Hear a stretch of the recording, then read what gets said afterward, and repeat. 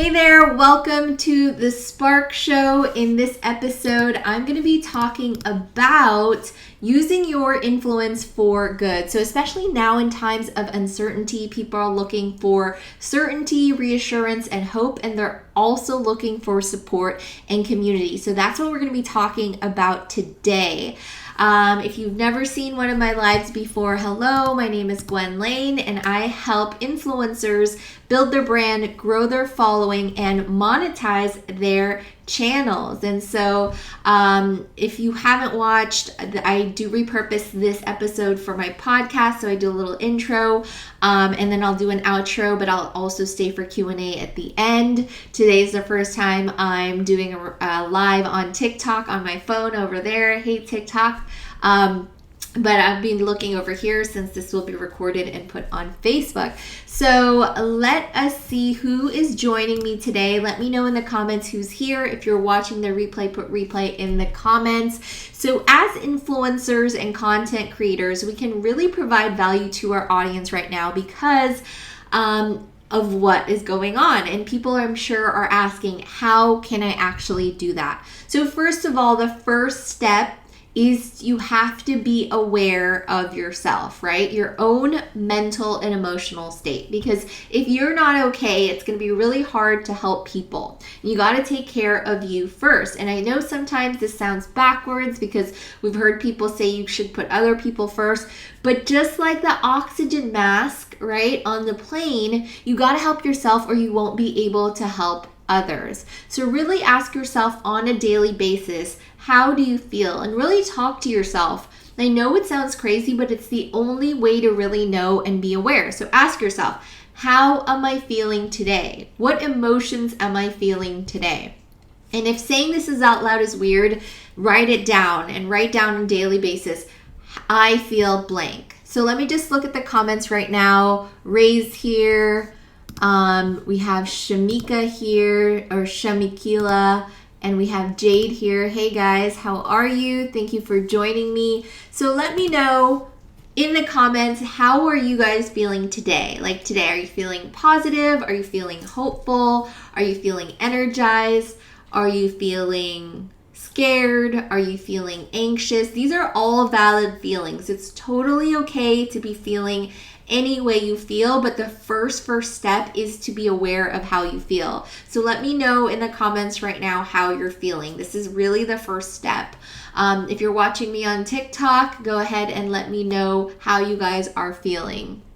So first step is awareness, right? And so I can tell you from my own experience that some days I feel scared and anxious and I don't really feel like working. And that's okay. Don't fault yourself with how you process because everyone is different. There are some days when I feel super energized and excited to work on things.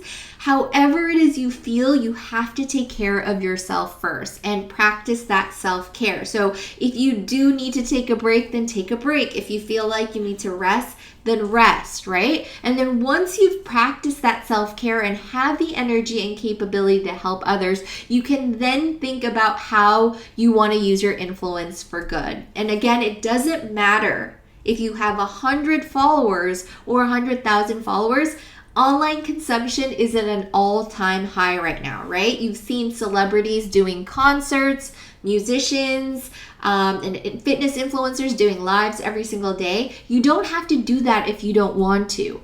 I want you to start a brainstorm and write a list of things that you can offer your audience right now. So let's talk about what they're looking for again. So they're looking for support. They're looking for community, right? So are you able to provide this through going live on Instagram or a Zoom session? Are you able to organize a virtual event for your followers? Even just giving your audience a space to gather and vent is great, right?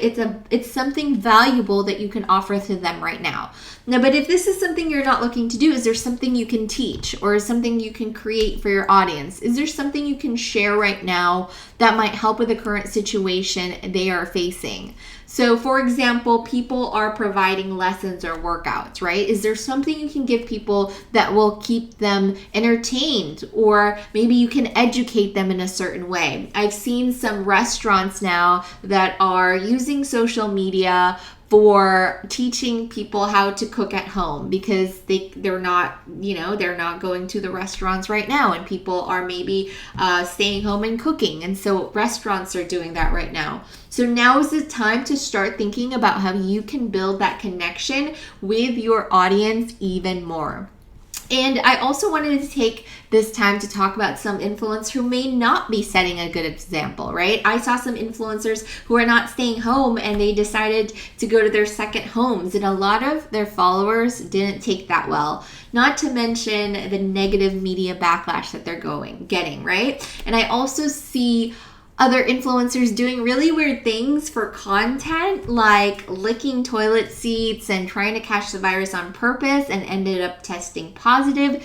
Definitely not the time to do it for the gram. But it's all not bad news, right? There's also some amazing influencers partnering with the city of New York and the World Health Organization, encouraging people to stay home. I even saw some huge TikTok influencers create a dance specifically for social distancing, partnering with a huge brand that was donating money to help healthcare workers. So these are the type of things I think we should all be thinking about, right? How we can help and contribute. People will remember who you are in times of crisis more than ever. So start thinking about you, your brand, and how you want to be remembered, right?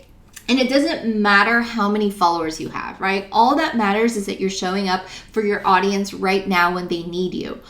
Everyone sometimes is obsessed with growing their following. I'm going to tell you this is the wrong way to go about it, especially if you're not serving your current audience right now. What are you doing for your 100 or 1,000 followers right now? If you're willing to show up until you have 100,000 followers or 1 million followers, unless you're waiting for that time, then it's never going to get there if your only goal is to just grow your following, right? I want you to stop looking at what you don't have and focus on what you do have. So if you want to grow, you have to show up for your people now. That's the only way to attract more people to follow you, is to actually show up for who you have now. And unless this switch happens, it's a very small shift, but it has to happen. But it's going to be really hard for you to grow. And you can ask anyone who's grown their following the past 5 years, they show up now as if they already have 1 million followers, right? So let me know in the comments if that's starting to resonate with you, because I know some people here, I hear all the excuses all the time, right? No one's following me. Well, no one is going to follow you if you're not actually posting and putting yourself out there, right? It's going to take time. And the only reason they don't follow you is because they don't know you exist yet, right? And so Demetria said it's hard to do that because the first thing companies ask for is how many followers you have. Yeah, but this is a mindset shift. Again, you can't control what companies ask you, but you can control how you feel about it. You can control the way you show up. So it's not about what other people are going to say, because you can't control what people are going to say. So a lot of brands will say, I only work with people with 10,000 followers. Great. That's not the brand you want to work with right now. You want to work with people who care that you have 1,000 engaged followers. That's the brand you want to work on right now. And you're not going to feel upset or negative about it because you love your 1,000 followers. So that's what I'm trying to say. Demetria is like, if you focus on brands saying that to you, then it's going to be hard to be inspired and motivated if you want to grow to 10,000 or 100,000 followers. So you can't be worrying about what brands are going to say right now. You should be worried about who you are and who you show up as with how many followers you have. And that's going to attract more and more followers. And the brands who want to work with you will want to work with you. And the brands that want to work with you with a higher minimum follower, you'll work with them later because you're going to get there. So that's really what you want to focus on. And focusing on, you have to control, because focusing is going to make the difference if you're going to show up and if you are going to serve your audience, right? And so that's a big shift. And I know a lot of influencers are stuck in that thought of, no one's ever going to work with me. Oh, like I need to have this many followers or whatever. Like that's not what's important right now. What's important is, who are you? Who is your audience that you're serving, and how are you serving them? And the brand deals and the money and all that stuff will come later if you're being true to yourself and you actually want to help people. Because people can know when you want to help people, right? People can feel if you're being authentic or not, right? People know if you really want to help them or if you're just doing it to gain followers. And so you have to make that distinction of who you are and make that decision right now and decide to keep showing up like that. Now, another excuse that I keep hearing is like, I don't have time to post. I don't have time. Like, I can't be consistent. If you're not going to put the effort in, how do you expect others to put the effort into engaging with your content, right? So people want people to be liking, commenting, sharing, saving, but you actually have to put that effort in, right? Like you get what you reap, what you sow, right? You get what you give. And so I see so many people who are not willing to put in the content or the time to put their content in. Sorry about that. That's my dog Poochie, who decides that he needs to make noise on the live. Let me just wait for him to finish really quickly. Okay. So Nisi says, I'm on all day, every day, no matter what, and make sure to make it fun for myself and enjoyable instead of a dreaded job. And then Robin, this is exactly what I'm saying. I'm finding when I focus on the people, the numbers take care of themselves. And I love that. And Robin, that's exactly what I'm saying, right? So that is exactly it. If you were doing something you love and from a place of authenticity and trying to help people, then the numbers will come. Ray says, tell your dog, say hi. Yeah, I'll let him know. He's calmed down now. Okay. And then another thing that I wanted to address is people complaining about people unfollowing them. And that's the thing, right? We can't control other people and it's gonna happen. And that's like expecting people to stay around to your show forever. If they like what's playing, then they'll stay. And if they don't, they're just gonna unfollow you, and that's okay. Like, don't take things personally because people are not interested in your content anymore, right? Maybe you're like talking about fitness and now you want to talk about makeup, and maybe all the fitness people are like, oh, she's not talking about fitness anymore, I'm gonna bounce. And that's totally fine, because you can't force people to stay. We can't control people. And again, if your focus is on what people are doing, that's going to distract from what you're doing and what you're trying to do in the world, right? And so we just have to let that go, because people are going to unfollow you. It's just how life works, right? Not everyone can stay forever. And if you keep focusing on that, it's going to distract you and take your energy. And we have limited amounts of energy, you guys. So really choosing what to focus on is a very, very, very useful skill that you need to really, really hone in on, right? And I can tell you this because I've been doing this for 5 years. I've had people who've been with me for 5 years. I have people who unfollow me and follow me back later on. And I can't really focus on it because I have to focus on serving my audience. And that goes for you too. Like, you can decide and change what you want to talk about, and you realize you're not passionate about beauty anymore and you want to talk about, something else, health, and that's totally okay. And people will unfollow you, but you should talk about what feels good to you and what you're aligned with and what you want to talk about, because it's your channel, right? So those are the things that I kind of just want to talk about, because I feel like there's a lot of you wanting to step up and use your influence for good, but I don't want those excuses and those thoughts and those, distractions to remove your focus on what really matters. Is that the fact that influencer is just another word for leader. if people are following you, it's because they're looking to you for inspiration, education, encouragement, fun, laughter, all of the above. Figure out what that is and how you can provide that to them now.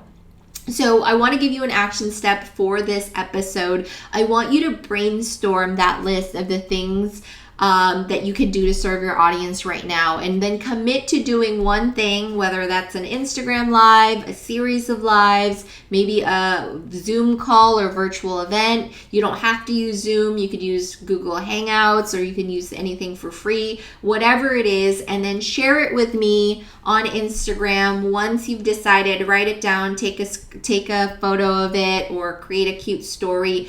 Tag me on Instagram at the LA Girl in the Spark School, and I'll repost it. And I'm just going to do an outro right here, right now for the podcast, and I'll stay for questions. So thank you so much for listening to this episode of The Spark Show, and I will see you in the next one. All right, so I want to look at the comments and see what people are saying, and also answer some questions. Nisi says, that's how I felt at first, but I realized I want people to stick around that are actually interested. Right. So if they're not interested anymore, they're just going to be dead followers who don't engage with your content. So why do you want them following you anyway? Right. Just for the numbers. Again, that doesn't make sense. Like, brands are looking at engagement now, I feel, more than followers in general. So I don't want you guys to be stuck on that number and wanting just a number of followers just because it looks good, right? Yeah, whatever you want, Ray.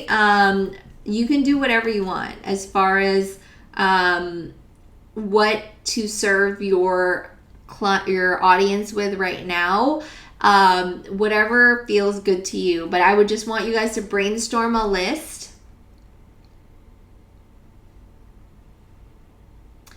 Okay, Sadie asks, does IGTV work as well as a live? So those are two completely different things. That's just like saying, is Facebook Live better than a Facebook video? It doesn't really, you guys are comparing two different things. So an IGTV is a posted video and a live is a live video. Your followers can interact with you live on an IGTV, right? But you can repost the live as an IGTV. So if it were me, just for the sake of repurposing, I would do it live and then save it as a video and post it on my IGTV. But I like to interact with my followers. So you have to ask yourself, who do you want to be, and like what feels good to you? So do you want to interact with your followers, or do you want to just create a video? Does that make sense?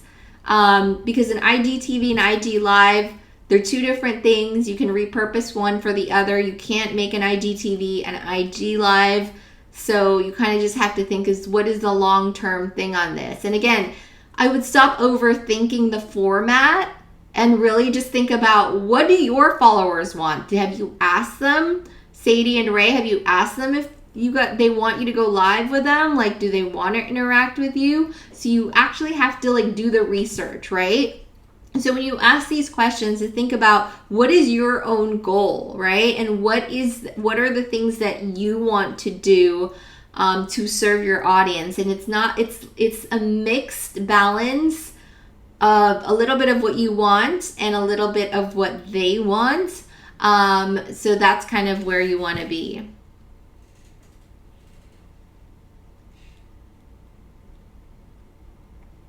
Okay.